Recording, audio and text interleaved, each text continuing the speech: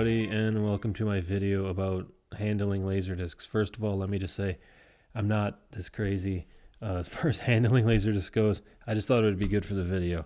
So anyway, I have a few discs here. We're going to talk about handling discs and the difference between American and Japanese discs, inner bags, and stuff like that. So first of all, I got a few discs together just for this video. Here we have Speed, which astoundingly I'd not owned until just now. Just bought this specifically for this video. And Stripes.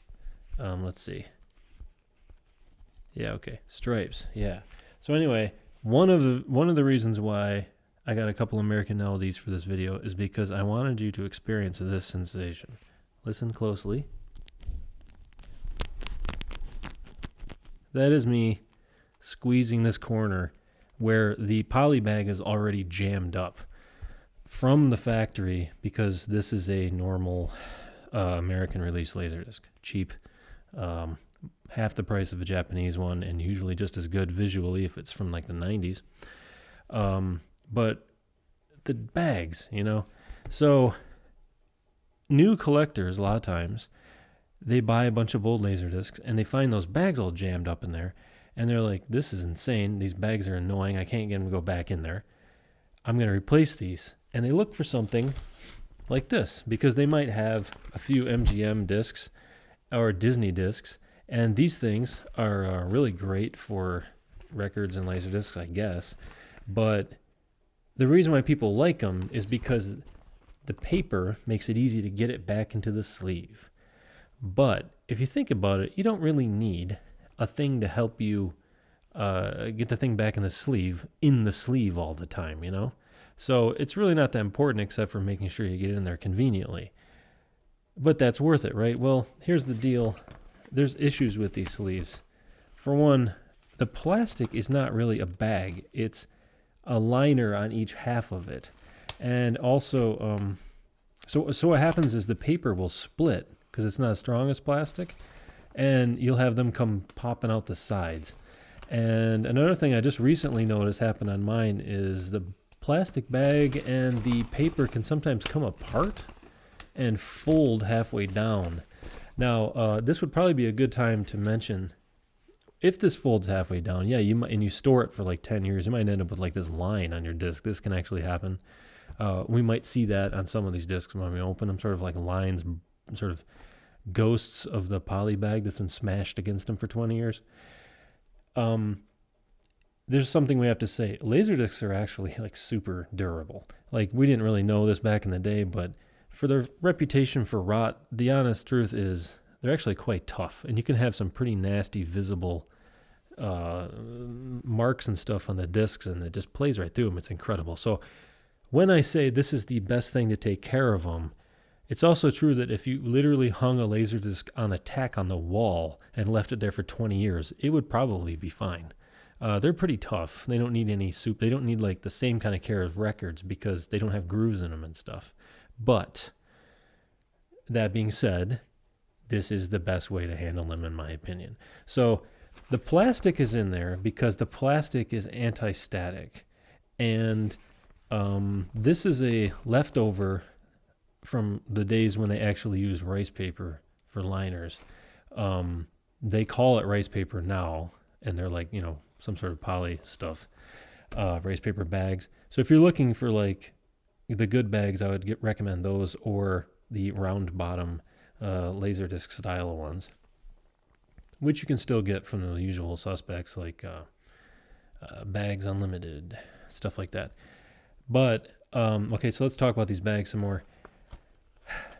You'd think this would be good. Like I said, it falls apart. So why is the single one better when all it does is lack the paper? Well, the single one is really, they never really break. I don't know, they're welded or whatever. They're welded just right, so they never really bag. We'll get into the round bottom bags later. Whereas these ones actually will split. And the important thing you want is anti-static, because you don't want crud being attached to the object. And if you use Laserdisc a lot, you've probably never used like a staticky bag. And so therefore you kind of take for granted the anti-static capabilities of this sort of plastic that they use. But in fact, it's if you've used something else, you're like, man, this is really great because it keeps like hairs from sticking to your records and stuff like that. The anti-static is really good. And also, I prefer to have the clean open bag because then if there's like a little piece of grit in there, you can like see it through the bag or you can feel it through the bag. But here it would be a lot harder because it's so much thicker. So let's open some of these things and see what they look like. First of all, we're going to do that one second. Stripes. I don't expect we're going to find anything really super exciting here in stripes. But I wanted to get a fair sample. I didn't have a lot. I don't collect sealed laser discs. That's just this is not for me. I don't put plastic on my furniture or any of that stuff. But I had to find some sealed ones in order to make this video. But now I have a copy of Stripes in NTSC. Weehaw! No real special features other than it's probably not garbage because it says deluxe widescreen, so it's probably some sort of later reprint. Whoa, look what we have in here. Paper. So that's why that one didn't crinkle. Whose is this? Columbia. Wait a minute. Columbia? Hope this plays. When did... Because, anyway, we'll look into that later. 1994. And we'll see. We'll see if this is a LDVS. Whoa. Anyway, we'll look into it, see if that one's not all rotted to pieces. That might be a Sony plant one. So anyway, now speed here I think we're going to find is more typical of a lot of laserdiscs that I have, where you're kind of up the creek from the factory because they've already crinkled this bag for you. And, you know, what are you supposed to do? And that's why it's going to be enlightening to see the Japanese one if anyone's never seen a Japanese LD before. They're pretty much all manufactured the same, unlike American ones where you get like large variations. I'm ruining the corners on this indestructible shrink wrap. Oh, we'll get into shrink wrap later.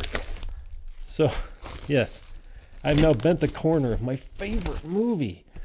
The ultimate. If you're new to Laserdisc, you might not know. Speed is a bit of a gag. Speed, Hunt for Red October, these movies, everyone has 15 copies. Somehow, despite all the collections I've acquired, I've never had a single copy of this. I don't remember it being terrible, but I saw it in the theater once, and anyway, it doesn't matter. So anyway, inside. Oh, let's see what we got here. Oh, yeah. See? Now look at this. Come on, come on. So here we have, it's completely folded over. The disc is exposed to the paper.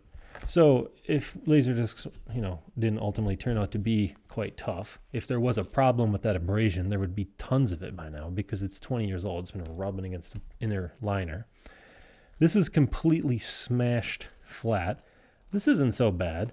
But you'd have to wonder, that was the one going in. So how did it even get like that? So the one that they just smooshed it in there. And it's all crumpled, and what a bummer, right? And this is the kind of thing that gets people wanting to get the paper ones because, whoa, excuse me, everyone. The set's coming apart. This, too funny. This looks vastly superior to this. And maybe it is. I'm not familiar with this exact type of bag. No, it's still, it's... Paper is, you can't weld paper and plastic with the same process. So the paper is glued, and then the plastic is just, I don't know. It's not. It's hard to say how that's attached. Oh yeah, actually there is no plastic on the edges. On this one, there's literally no plastic on the edges. So this will tear through. Easier to handle than this, but in the end, not really as tough. And furthermore, there's volume to the paper. So this jacket, presumably, we saw it fit pretty well, and it came out really nice. This jacket was tailor fit to, to the outer sleeve. So it doesn't burst it, right? But that means that it's probably thicker on the edge than Speed here, which is like paper thin. It's like a UK 12-inch from the 90s. It's just like you could shave with it. So the plastic has zero thickness, more or less, and it's not going to burst this. But if you put the white one in here, you may find that this becomes unglued right in here. So, yeah, right in there. So I would advise not getting anything that's volumetrically bigger than the original jacket if you want this stuff to last forever. I'm a person who watches their stuff, but I like to practice ways to handle it that make it sort of indestructible. And immune to like intense handling over and over again. I've watched a movie 1,000 times and it's, everything's still in good shape. That's good handling practices. You could also not touch it. But I'm not the kind of person who puts it in plastic, That's a pickle, as they say. So we have this crumpled up thing. Not the worst one I've ever seen. But let's say you have no hope, right? Let's say you pull it apart and it's all, it's foobar. And then you just keep doing it the same way. And then your friends do it. And then like stuff gets in there and you throw it away. And it just sucks. But I think, unfortunately you've been prejudiced to the negative side of those bags. Those bags which are known as elephant condoms, I guess, that I don't know when that happened.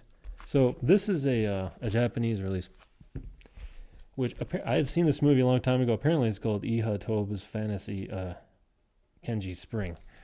And it's an anime about famous author, what's his name? Kenji. And TV special. First of all, a couple things about Laserdisc. See that price there? Perhaps you can read that. $74. This was a television special. Okay? A television special from 1996. Aired in December of 1996. 53 minutes one side, 7,000 yen. So not overpriced at $74. That would have been a completely fair price to pay for this disc. This thing's probably just free on YouTube legally now. The value of all that stuff is collapsed so much. So yeah, Japanese discs, they don't come in shrink wrap exactly. They come in these sealed bags, which are welded shut. And you'll notice that there's usually, right here on this one, very hard to see, but there's a little air hole.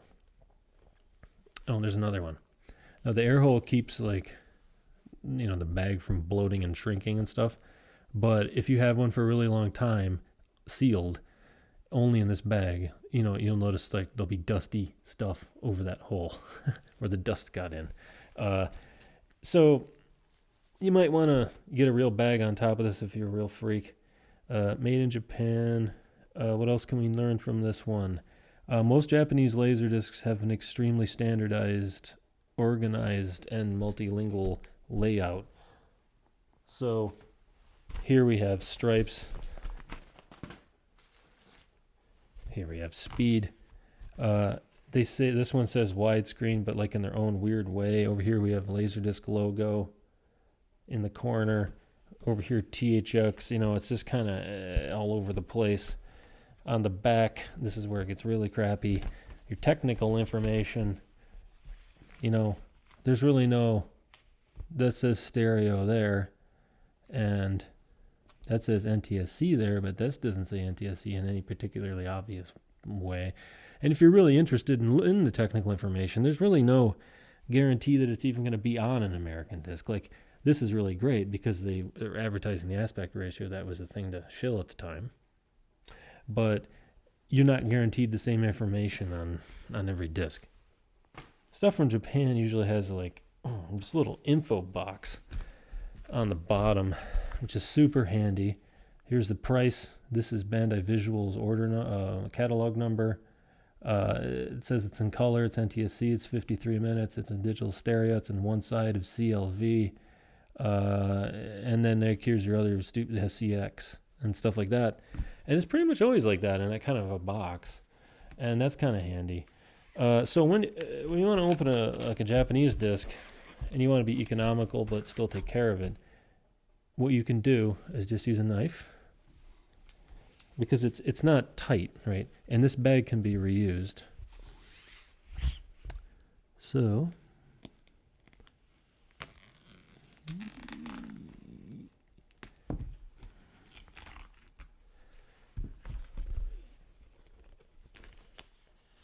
now, before we get into this further, I want to bore you to death about paper. Now, basically, Japanese Laserdiscs, records, CDs, all that stuff, vastly superior to American stuff. Not just because they're mindful, people who, whatever. It's not just the cultural thing. It's actually also because paper particularly has a significance in Japanese history.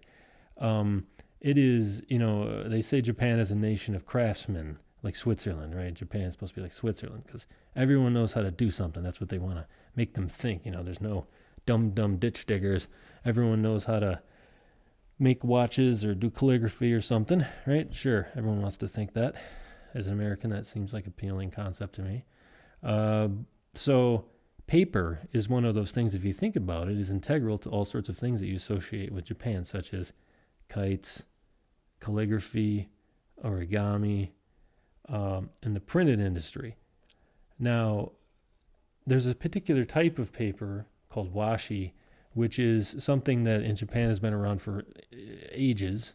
And washi is a type of paper. It's made with Japanese trees. It's made in this extremely laborious way that uses a lot of cold water. It uses more of the tree and a tougher tree than you normally get from just straight up smashing pine trees and making newspaper. So what washi is it's not just this highfalutin way of making really tough paper. It is something that in the old days everyone knew how to do. Like in farmers in the winter, when they couldn't farm, they would make paper all winter. And the paper was used for their houses, and you could even use it for clothes, but you could use it for all sorts of things. And so this has been going on for a really long time. And this isn't to say that all the paper in Japan is terrific, but it's just to say that they're into paper. And so the use of paper creatively goes into Laserdiscs, records, whatnot. I'm going to give you an example. Here's a comic book, Jump, from 1985. Yeah, 1985. This is the cheapest media in Japan, 280 yen for 566 pages. I mean, come on. Yeah, that's hard to argue with. So this paper is the worst. It's newsprint, and because this book is so old, it's disintegrating pretty hardcore. But you'll notice there's still there's extremely explicit comics back for little kids back then. But there'll be these little books on how to play Famicom games or whatever. And then if a sponsor is into it, you get color, right in the middle of the book. Just one page. And then, I guess, whoever's on the back, and you get lucky. Man, there's a lot of nudity in these old Jump comics. No longer. Not in Bleach. Jeez, oh, Pete. My own face is going red. But anyway, and then the back you get color. So the point is they'll rainbow this up. But this is not just back then. This 2014 issue of Gundam Ace has this same kind of thing. They alternate the high quality with the junk when they need it because, because black and white manga is an art form in itself. They're not if we only have the technology to print this in color. They have the technology to print this in color. They don't want to. This is what they're doing on purpose. This is what they want to do, And so my point is paper is used in an almost rainbow-like way to do all sorts of things and almost add emphasis. And so when records came about, it was no surprise that, in order to make things special, that they would use fancy paper versus junk paper. Another thing about Japanese Laserdiscs, not incredibly obvious on this one, the obi, as they call it. This thing, which is full color on this one. A lot of times all that technical info I'm talking about is also on here. And this one it is not. But there's still sometimes it mentions it's from the director of Macross. Stuff like that. There'd be some advertorial crap on there. And then you get like a more pure version of the cover without that. So inside, let's see what we got inside here. Jacket. A little folded up, but overall quite a bit better. The disc was not exposed. Ooh, what does that say? Why, that is the most interesting disc is recorded on the other side. A little scared rabbit. That's pretty cool. But anyway, what else we got in there? A lot of times, yep, of course, some sort of thingamabob. Advertising more stuff from Bondi Visual. Ads for the thing you just bought. And a magazine article reprinted, I think. Not the most fancy thing. Nice cover, though. So anyway, the point being, if you open it up and it's like this, you may find, well, it's not so hard to get it back in the jacket. And by the way you normally handle these things is I'm holding it against myself right now, as you can imagine from the camera angle. If you just squeeze it, oh, these gloves will make things hard. Yeah, so you just squeeze it the tiniest little bit, and then like that, and then you just slide the sucker in there. It's perfect. But if you're not the first person to get to it and it's all jacked, it can be very difficult to handle this, and you may go for these bigger bags. But I should say, if you try to put the bigger bag in this jacket made of way thicker, way nicer paper, you may destroy it, because you're now pushing on it all the time, and it's put together essentially the same way with the seam there. And it may just pop, especially as the glue gets harder and older. So my advice is stick with the plastic ones. You can order replacement ones from, I think they have Bags Unlimited, but they are a little larger. But it doesn't matter that they're a little larger, because they're just poly material, and they virtually just, they have no thickness at all. I think that's about it now. I don't know if I'll do another one of these videos, but that was for the most part the point of it. Thanks for watching.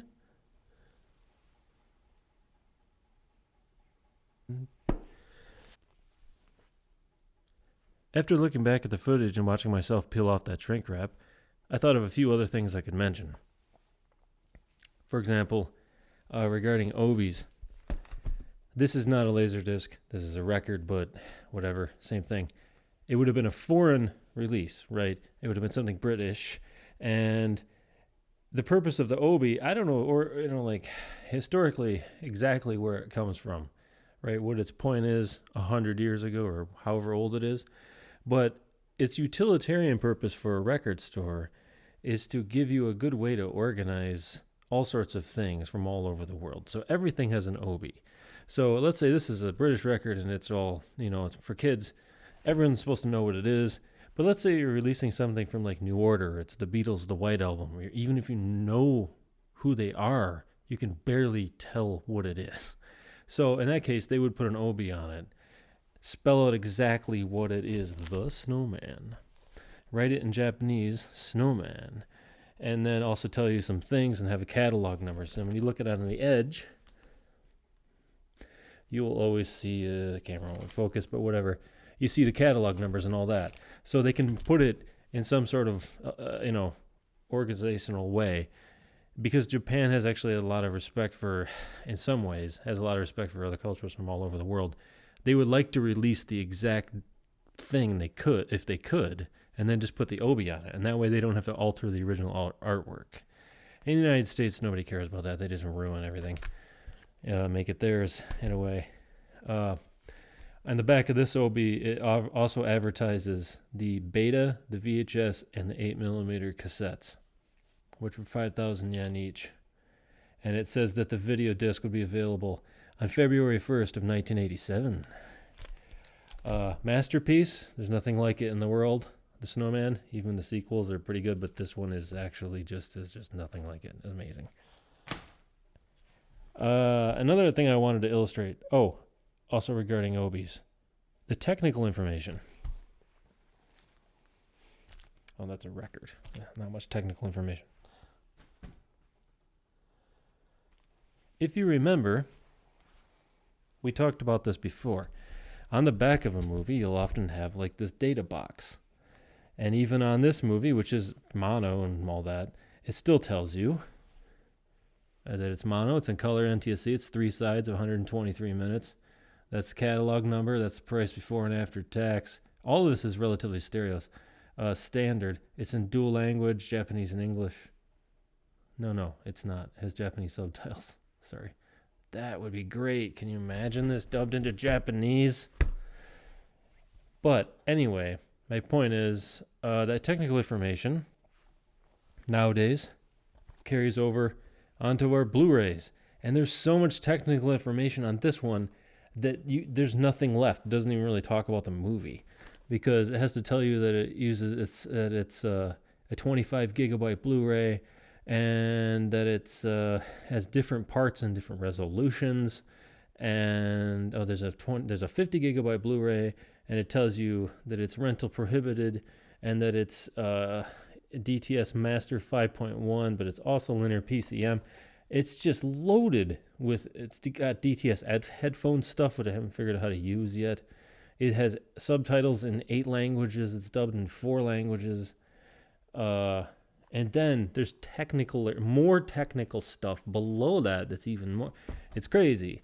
But in a way, that's good that we have that information because if we have things like incompatibility now, as we said with an American release, a major high-tech movie, THX AC3. We talked about this. But what happened to that information? I thought there was a bigger logo. Oh, yeah, it's on the shrink wrap I ripped off. There's this great big sticker. I think I'm going to go put it on my toolbox at work. But anyway, that's gone now. So, because apparently when they were designing this, they looked at this little logo here and went, look, that's not big enough. 5.1 is the thing, and then they wanted to have that sticker. But whereas on a Japanese release, you usually have that standard system. Even 2XS. For example, did I say excess? Yes, excess. Why, yeah, it's gold embossed in this THX.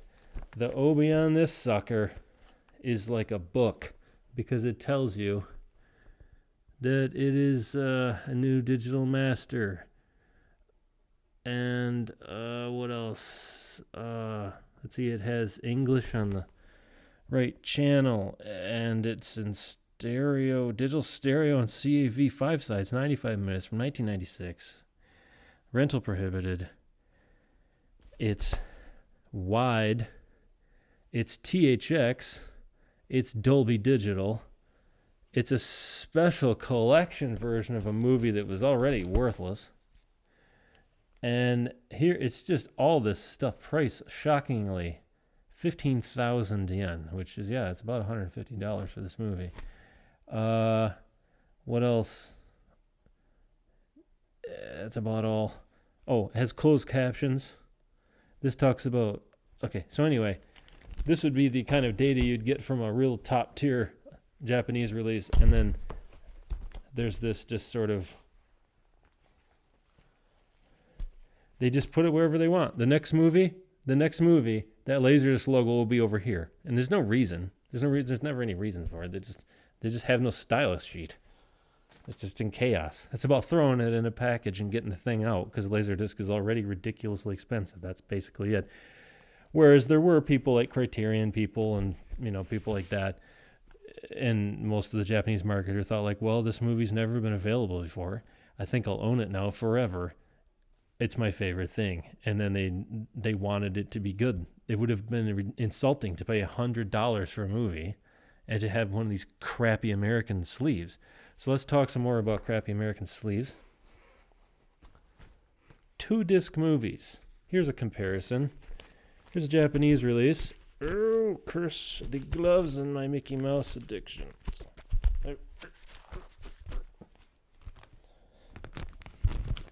Oh, man.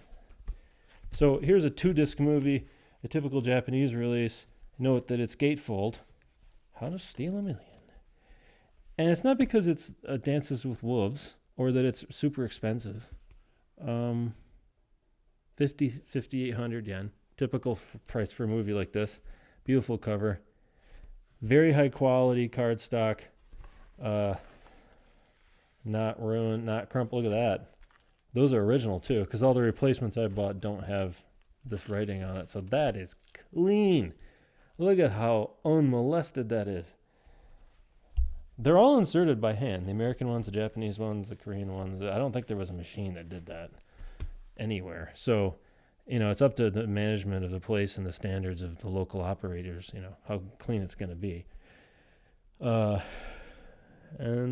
anyway, so that's something.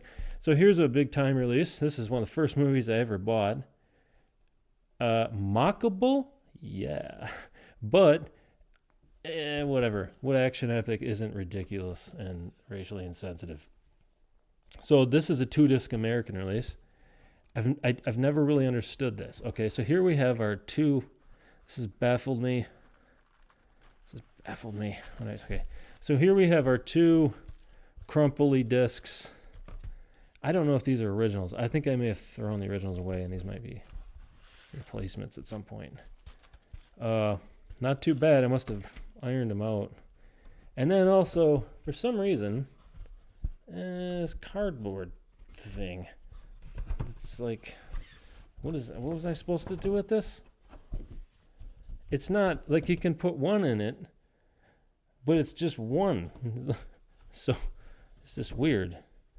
It's lame. So that's kind of an example. This is $40, so depending on the exchange rate at the moment, similar price points. And the thing I wanted to illustrate is that this throwing 2 discs in an extremely crappy sleeve that can barely handle it, notice the ring wear, this is typical for American stuff. It's not always like this, but it's often like this. Almost unheard of with Japanese stuff. I have the giant Studio Ghibli box set and the version of Laputa that's in there, which is a 2-disc movie. That is the only Japanese release I can think of that has a crappy thin cover, and that's because it's inside of another box set already.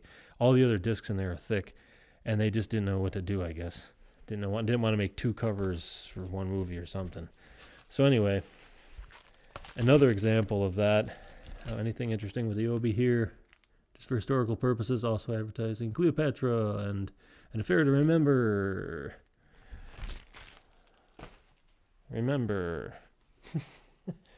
Here is sort of an embarrassing thing, I think. Just so uncool. So here's a big box of Star Trek. And yeah, that's not the uncool thing I'm talking about. This is a huge deal for at the time. Here you have your 5 movies. Star Trek 1 through 5. Any information on the back that's interesting? Yeah, not really. I mean, technical stuff is kind of there. Look, it's numbered, 4472. But here's the deal. You paid who knows what for this. Let's open it up. What are you getting there? There's your book, 1991 apparently. What? Oh, hang on. So custom jackets, right? But look, they're like, it's like nails on a chalkboard. It really is. There's no poly in there at all. This is how they come. No poly. So like, what? So those, thanks for reminding me. Need some poly for that. It's this lack of respect for your own stuff that causes people to just go, what the hell? Let's just fucking shove Star Trek 6 in there upside down, and that'll be good. And that's why your American stuff tends to be kind of chewed up. It starts out crappier. It doesn't cost as much. Why would anyone respect it? And unfortunately, that's why it's, But what's strange is that in Japan, they eventually figured out that their stuff wasn't worth anything, whereas people in the States are still trying to get mad money for crappy old movies. The good news is we're somewhat winning the war, because here is lame-o movie Caddyshack.